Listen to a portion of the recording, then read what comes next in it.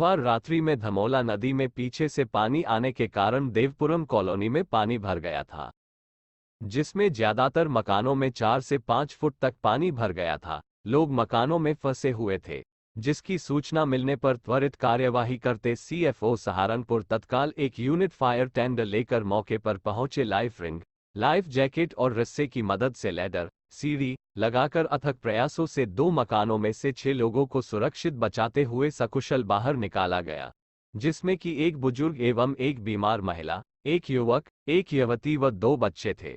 वहीं बाबा लाल दयाल मंदिर में भी पानी आने से भारी नुकसान हुआ है, मंदिर का फर्श भी बैठ गया है।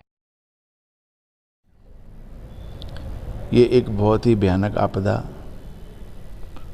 पता नहीं पीछे से कहाँ से नदी में ये जल स्तर एकदम बढ़ता है और ये पूरे शहर को काफ़ी नुकसान पहुंचाता है, जिसमें काफ़ी घर जो हैं वो बेघर हो गए, लोगों के पास खाने को नहीं है, व्यवस्थाएं चरमरा गई हैं। नदी का चौड़ा होना बहुत ज़रूरी है, दोनों साइडों से चौड़ी हो, फिर इसकी पेचिंग हो, कम से कम पानी को रास्ता मिले ताकि ये आपदाएं किसी को अभी जो है हम कोशिश कर सकते हैं किसी का भी नुकसान इससे ना हो और लोग कम से कम बेघर ना हो। अभी 10 दिन पहले भी आई तो सब लोगों ने अपना व्यवस्था जो है बनाई, बहुत अच्छे से बनाई, और अब दोबारा से फिर उसी तरह से सबको घर खाली करके जाना पड़ा और सामान, कईयों का बेड, सामान, मंदिर के भी फर्श बैठ गए, दरवाजे सब टूट गए, कई जगह से तरेड़े दरारें आ गई।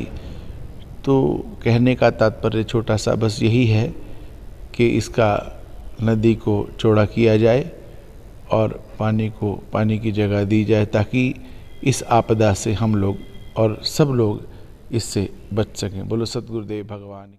सहारनपुर में भारतीय किसान यूनियन बेदी के राष्ट्रीय अध्यक्ष राहुल बेदी ने महिला किरण वर्मा द्वारा लगाए गए आरोपों के विरोध में माधव नगर चौक पर समर्थकों के साथ धरना देने के लिए पहुंचे थे, जहां पर पहुंची नगर कोतवाली पुलिस ने उनको समझाकर एसएसपी से मिलने के लिए पुलिस लाइन भेजा, जहां पर एसएसपी द्वारा आश्वासन मिलने के बाद वह वापस लौट गए। तो वहीं दूसरी ओर महिला किरण वर्मा ने भी एसपी सिटी के यहां पहुंचकर फिर से राहुल बेदी पर आरोप लगाते हुए अपनी जान को खतरा बताया और सुरक्षा की मांग की। भी जानता है उस महिला ने एक परिवार को खराब कर रखा था, उस परिवार के साथ लग के मैंने जो लड़ाई लड़ने का काम किया और उसके बाद जो उस महिला ने मोहल्ले वालों के ऊपर और मेरे ऊपर झूठे आरोप लगाए हैं, उससे माधवनगर मोहल्ला निवासी में आक्रोश है और भारतीय किसान यूनियन बेदी परिवार में पूरा आक्रोश है। तो जिससे कि हमने 45 घंटे का पुलिस प्रशासन को टाइम दिया था कि या तो महिला ऑनलाइन कैमरे पर आकर माफी मांगे या अपनी गलती माने, अन्यथा राहुल बेदी की छवि खराब करने का जो उसने कार्य किया है तो राहुल बेदी से कदापि बर्दाश्त नहीं करेगा। या तो राहुल बेदी जिंदा दिली से जिएगा या राहुल बेदी आत्मदाह करेगा। तो अब पुलिस प्रशासन की पूरी फोर्स यहाँ पे है। पुलिस प्रशासन कह रहे हैं कि हम आपकी मांगों को मानेंगे, कप्तान साहब आपको बुला रहे हैं, उनके ऑफिस पे चलिए। अगर हमारी मांगों को कप्तान साहब के यहाँ भी नहीं माना गया तो हम वहीं धरने पे बैठेंगे। भारतीय किसान बेदी परिवार जब तक लड़ाई लड़ता रहेगा, जब तक वो महिला ऑनलाइन कैमरे पाकर माफी नहीं मांगेगी। राहुल बेदी ने मेरे को बहुत परेशान कर रखा है, हर वक्त धमकी दे रहा है जान से मारने की। कहता है मैं तेरे को शहर के अंदर नहीं रहने दूंगा, तेरे घर में तो बिल्कुल भी नहीं रहने दूंगा। मेरा माधवनगर में घर है, वहाँ पे मेरा खुद का मकान है, मुझे रहने नहीं दे रहा है, धमकी दे रहा है मारने की बहुत ज़्यादा। मैं हर जगह चली गई हूँ। वो कहता है वो मेरे मकान पे कब्जा करना चाहते हैं, कहता है मुझे और मेरे 2 बच्चे उनको मार देगा, मुझे और मेरे बच्चों को जान का खतरा है राहुल बेदी से बहुत ज़्यादा।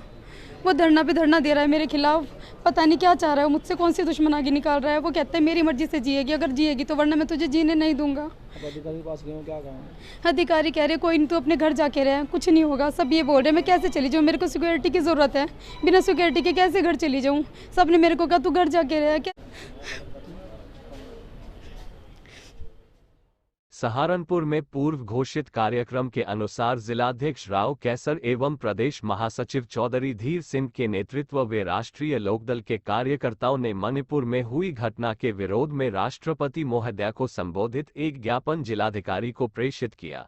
जिलाध्यक्ष राव कैसर एवं चौधरी धीर सिंह ने कहा कि मणिपुर में जो घटना घटित हुई है तो उससे पूरे विश्व में भारत का सर नीचा हुआ है।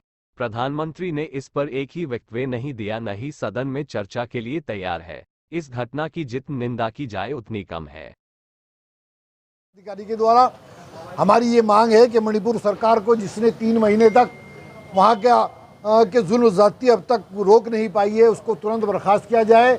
जिस तरह नारी जाति का अपमान हुआ है, एक नारी, 2 नारियों को निर्वस्त्र कर उनके साथ एक सामूहिक बलात्कार किया गया, सड़कों पर उनको दबाया गया।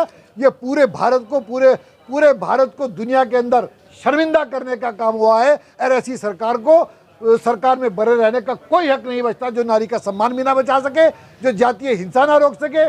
3 महीने से मणिपुर में लगातार हिंसा चल रही है और एक सरकार एक शब्द बोलने को तैयार नहीं है।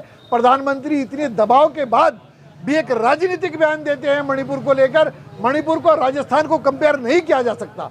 ये मांग है कि तत्काल इस सरकार को भंग किया जाए और दलितों को जो जिनका उत्पीड़न हुआ है उनको न्याय दिया जाए और जो कल्पित हैं।